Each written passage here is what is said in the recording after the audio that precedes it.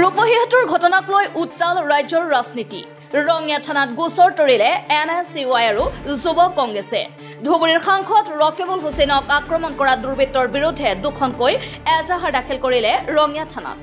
সাংসদ ৰকিবুল হুছেইনৰ লগতে পুত্ৰ তানজিল হুছেইন আৰু দেহৰক্ষীৰ ওপৰত যি বৰ্বৰ আক্ৰমণ চলালে কংগ্ৰেছে কেতিয়াও সহ্য নকৰে বুলি সকীয়াই দিয়ে কংগ্ৰেছৰ দুই সংগঠনে।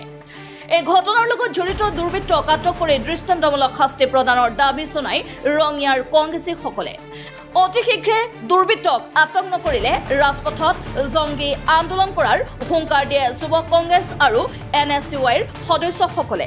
কালি ৰূপহীহাটত যি আচলতে অমানৱীয় ঘটনা সংঘটিত হৈছে, ইয়াক লৈ আমি আচলতে শংকিত হৈ পৰিছোঁ আৰু গৰিহণা দিছোঁ। এই চেগতে বিজেপিৰ ভেৰণীয়া গুণ্ডা বাহিনীয়ে বৰ্বৰতাৰে আচলতে যেনেধৰণে ধুবুৰীৰ সাংসদ মাননীয় ৰকিবুল হুছেইন ডাঙৰীয়াক যেনেধৰণে আক্ৰমণ কৰিছে, এই ক্ষেত্ৰত আমি সঁচাকৈ হতাশাত ভুগিছোঁ। যি অৰাজকতাৰ সৃষ্টি কৰিব বিচাৰিছে, যি আচলতে গণতন্ত্ৰক শেষ কৰিব বিচাৰিছে, সেয়া আচলতে কোনোপধ্যে সহ্য কৰা নহয়। আৰু এই চেগতে জনাই দিব বিচাৰিছোঁ যে আচলতে যি আচলতে কালচক্ৰ লগাই যি এই সংবিধানক আচলতে যি নিক্ষেপ কৰাৰ যি ষড়যন্ত্ৰ ৰচিছে, যি আচলতে ষড়যন্ত্ৰ সম্পূৰ্ণ আচলতে গণতন্ত্ৰটোকে আচলতে হত্যা কৰাৰ যি পৰিকল্পনা ৰচিছে, এয়া আচলতে সম্ভৱ নহয়।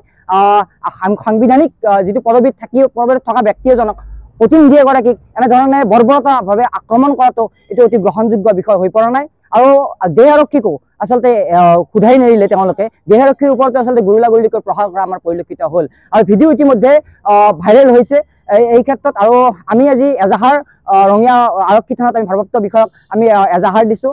আমি এই ক্ষেত্ৰত এজাহাৰ দাখিল কৰিছোঁ যে ভাৰতীয় জনতা পাৰ্টীৰ গুণ্ডা বাহিনী আৰু মাননীয় ৰাজ্যিক গৃহমন্ত্ৰী মহোদয়ৰ ওপৰত আমি এজাহাৰ দিছোঁ। আৰু এই এজাহাৰ জৰিয়তে আমি DGP মহোদয়লৈ আমি অনুৰোধ জনাম যে আপুনি আইনৰ জৰিয়তে দৃষ্টান্তমূলক দুষ্কৃতীসকলক গুণ্ডামী কৰা এই লোকসকলক আচলতে দৃষ্টান্তমূলক ব্যৱস্থাৰে তেওঁলোকক আছে আইনৰ আওতালৈ আনি দৃষ্টান্তমূলক ব্যৱস্থা কৰক, আৰু যাতে ভৱিষ্যতে এনেধৰণৰ ঘটনা আচলতে সংঘটিত কৰিবলৈ কাৰো যাতে সাহস নঘটায়, এয়া আপোনাৰ ওচৰত অনুৰোধ। বস্তু আমাৰ সঁচাকৈ দুখ লগা বিষয়।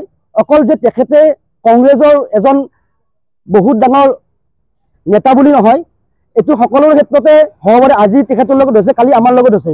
বৰ্তমান চৰকাৰখনে কি কৰিব বিচাৰিছে, আমাৰ যিটো আমাৰ অধিকাৰ আছিলে, সেই অধিকাৰখিনি আমাৰ নোহোৱা কৰিছে। আমাৰ যি ৰজাৰ নিচিনা শাসন চলাইছে, হিটলাৰী শাসন চলাইছে, আমি ধিক্কাৰ দিছোঁ। আমি ৰঙিয়া NSCY লগতে কামৰূপ জিলা যুৱ কংগ্ৰেছে আমি ধিক্কাৰ দিছোঁ।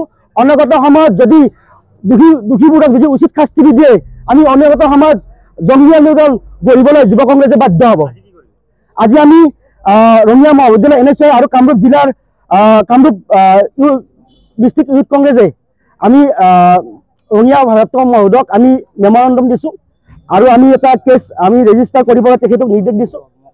আৰু লগতে তেখেতে যাতে এটা উচিত, আমি অকল ৰঙিয়া বুলি নহয়, গোটেই অসমতে আমি যুৱ কংগ্ৰেছে আমি এই প্ৰতিবাদী কাৰ্যসূচী গ্ৰহণ কৰিছোঁ আৰু আশা কৰিছোঁ এই ক্ষেত্ৰত যিবিলাক দুষ্কৃতিকাৰীয়ে জড়িত হৈ আছে তেওঁলোক উচিত শাস্তি দি কিনে উচিত শাস্তি দি তেখেতক বিহিত ব্যৱস্থা লয় যাতে। বিশেষ প্ৰতিবেদক ৰিপৰ্ট MV লাইভ।